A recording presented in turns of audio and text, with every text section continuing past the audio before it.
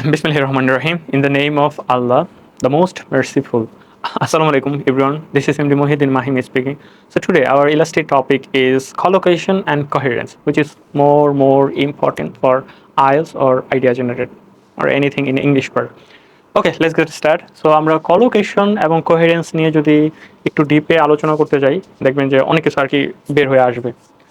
So কলোকেশনটা কি আমরা একটু জানি। কলোকেশন হলো এমন কিছু শব্দগুচ্ছ, স্বাভাবিক ও প্রচলিত দল, যা ইংরেজি ভাষায় সবসময় পাশাপাশি ও একসাথে ব্যবহৃত হয়। নেটিভ স্পিকাররা সাধারণত এই শব্দগুলো ব্যবহার করে আসছে। আপনি যদি অন্য কোনো সমর্থক শব্দ সেখানে বসান, তবে ব্যাকরণগতভাবে ভুল না হলেও শুনতে একটু অদ্ভুত লাগে।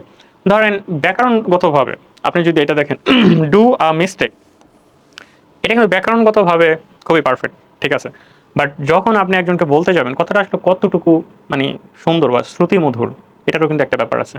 সো এটাই হলো গিয়ে আর কি আপনার কলোকেশনের আলোচনা। আপনি কোন অর্থটার পরে কোন অর্থটা বসাবেন, এই কলোকেশন মানে এই সেন্সগুলো আসে হলে আপনি বেশি বেশি যখন বই পড়বেন, এই জায়গা থেকে একটা কি কোনটার পর কোন ওয়ার্ডটা বসবে এটা জানতে পারবেন। দেন আরেকটা জিনিস হলো বেশি বেশি করে লিসেনিং শুনবেন, বিদেশিদের লিসেনিং, তখন একটার পর কোন ওয়ার্ডটার পর কোন ওয়ার্ডটা বসালে ভালো শোনাবে সেটাকে বুঝতে পারবেন। সো আমরা এখানে কিছু দেখেন, এই লাল কলম দিয়ে দাগ দেওয়া যেটা, এটা হলো গিয়ে কিছু ভুল। Make a mistake, do a mistake, which one is the perfect to you, মানে আমাদের কাছে কোনটা ভালো শোনা দেখেন, মেক আ মিস্টেক ও ডু আ মিস্টেক। সো আমরা কিন্তু সবসময় বলি make a mistake. Do a mistake যদি কেউ বলে আমরা কিন্তু হাইসে দেবো, ওর ইংলিশ ভালো না এটা বলবো। আরটা কি পে অ্যাটেনশন, মানে কি অ্যাটেনশন দাও, এটাকে আমরা যদি বলি গিভ অ্যাটেনশন, এটা আসলে ভালো শোনা না, পে অ্যাটেনশন বলি। ডু হোমওয়ার্ক, মানে কি হোমওয়ার্ক করো, এক্ষেত্রে আমরা যদি বলি মেক হোমওয়ার্ক, এটা খুব অকওয়ার্ড লাগে, এটা আমরা ইউজ করি না। তারপরে আসে আমরা হ্যাভি রেইন। সো হ্যাভি রেইনকে মানে অনেক ভারী বৃষ্টি হইতেছে, অনেক বৃষ্টি হইতেছে, এটাকে যদি আমরা বলি big rain or strong rain, বা কি বলা যায় ডিপলি রেইন, এই যে শব্দগুলো, এই শব্দগুলো কিন্তু ইউজ করা যাবে না, ঠিক আছে। সো এইটাই হলো গিয়ে কি কলোকেশন। এইটাই আপনার সেন্সটাকে কীভাবে নিজেকে ইমপ্রুভ করবেন। There is another way, that means আপনি লিসেনিং শুনবেন বেশি বেশি, বই পড়ার যদি ইন্টারেস্ট থাকে বই পড়বেন, তাহলে এই ধরনের যে সমস্যা এটা রিডিউস হবে। আচ্ছা দেন আমরা সবচাইতে মজার একটা ইসে যাই, সেটা হলো গিয়ে কি দেখেন, আমি এখানে একটা সেন্টেন্স লিখছি, খুব ইন্টারেস্টিং একটা জিনিস একটু খেয়াল করেন। I want to improve my English speaking skill, মানে কি আমি আমার ইংলিশ স্পিকিং স্কিলটাকে উন্নত করতে চাই। তো এইখানে যদি আমরা ইমপ্রুভ মানে কি উন্নত করা, বুস্ট মানে কি উন্নত করা, ইনহ্যান্স মানে কি উন্নত করা, ডেভেলপ মানে কি উন্নত করা, ইনক্রিজ মানে উন্নত করা, স্কাই রকেট মানে কি উন্নত করা, আরও কি কি আছে, এরকম অনেক জিনিস আছে দেখবেন যেগুলোর মানে কিন্তু তারা যে উন্নত করা বা ইমপ্রুভের সিনোনিম। বাট এখন যদি আপনি এখানে ইমপ্রুভের পরিবর্তে যদি ডেভেলপ লেখেন, জিনিসটা কিন্তু পুরো সেন্টেন্সটা নষ্ট। আচ্ছা এটা তত মজা পাবেন না, এটা দেখেন, the client request a website design, মানে কি ক্লায়েন্টটা কি করছে, এটা রিকোয়েস্ট করছে ওয়েবসাইট ডিজাইনের জন্য। এখন এই ক্লায়েন্ট মানে কি, ক্লায়েন্ট মানে তো আমরা বুঝি যে কাস্টমার, ঠিক আছে।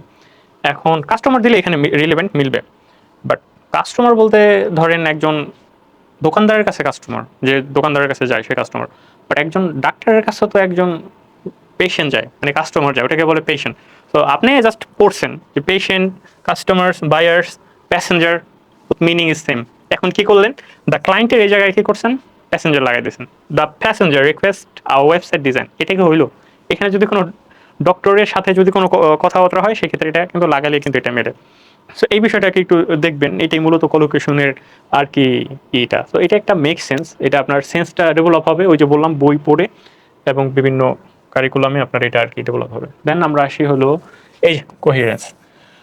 কোহেরেন্সটাকে আমরা একটু সুন্দরভাবে পড়ি। কোহেরেন্সের ডেফিনেশন যদি আমরা জানি, একটা প্যারাগ্রাফের ভিতরে যখন ধারণা, অর্থ ও যুক্তিসঙ্গত ধারাবাহিকতা, এটি লেখার সব কটি বাক্য যখন একে অপরের সাথে মিলে একটি সুন্দর একটি পরিষ্কার অর্থ প্রকাশ করে, তাকে কোহেরেন্স বলে।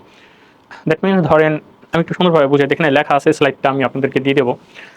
ধরেন আপনি একটা, আমরা কী করি যখন নতুন নতুন যারা ইংলিশ স্পিকিং শেখে তারা দেখবেন যে একটা তো বলেই, আরেকটা কই কী যে বলে কোনো মিল নেই, এই কথাটা আর এই কথার কোনো মিল নেই। সো তার হলো গিয়ে কি কোহেরেন্সের অভাব।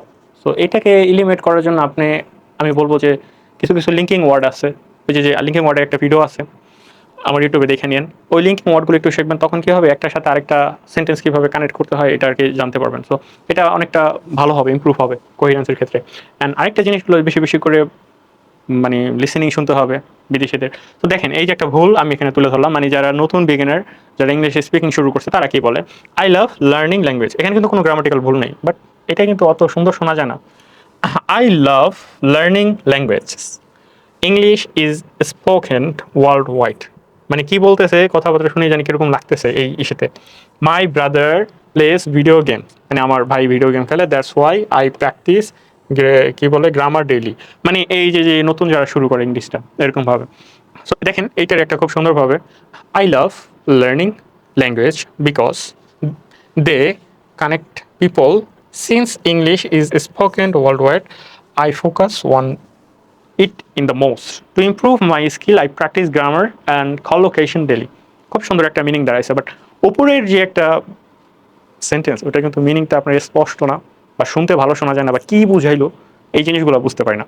তো এটাকে আপনাকে বলে কোহেরেন্স। আর এই কলোকেশন আর কোহেরেন্সের উপরে আপনার আইএলসি কিন্তু একটা মার্ক আছে। দ্যাট মিনস আমার মনে হয় যে 25% আর 25%, মনে হয় 50% আর 25% হবে মার্ক। এইভাবে আপনার ইংলিশে কথাবার্তা বলে আর কি মিলিয়ে কথা বলতে হবে। So okay, thank you so much. আশা করি যে আপনার ভিডিওটা খুবই ভালো লাগছে। এতক্ষণ সাথে থাকার জন্য অনেক অনেক ধন্যবাদ। Thank you.